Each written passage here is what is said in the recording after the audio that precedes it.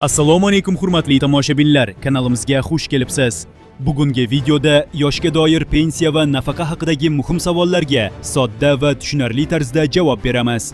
Videoni oxirigacha ko'ring, barcha tafsilotlarni bilib olasiz. Avvalo, yoshga doir pensiya bilan yoshga doir nafaqa o'rtasidagi farq haqida gaplashamiz.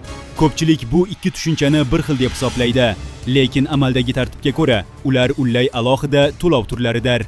Yoshga doir pensiya bu fuqaroning mehnat faoliyati davomida orttirgan ish stajiga asoslanib beriladigan to'lovdir.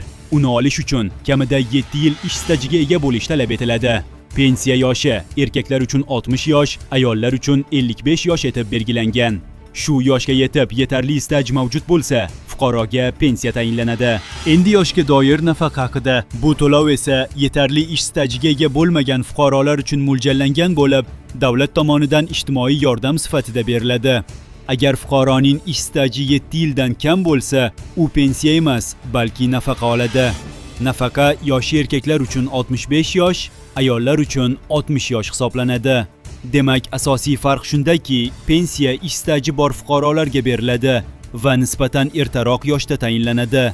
Nafaqa esa ish staji yetarli bo'lmaganlar uchun bo'lib, kechroq yoshda beriladi. Pensiya mehnat faoliyatiga bog'liq bo'lsa, nafaqa ijtimoiy qo'llab-quvvatlash sifatida ajratiladi. Xulosa qilib aytganda, agar fuqaro kamida 7 yil ishlagan bo'lsa, belgilangan yoshga yetganda pensiya olish huquqiga ega bo'ladi. Aks holda, unga yoshga doir nafaqa tayinlanadi. Shu kabi foydali va dolzarb ma'lumotlardan boxabar bo'lib borish uchun kanalimizga obuna bo'ling va videoni yaqinlaringiz bilan ulashishni unutmang. Keyingi videolarda yana uchrashamiz.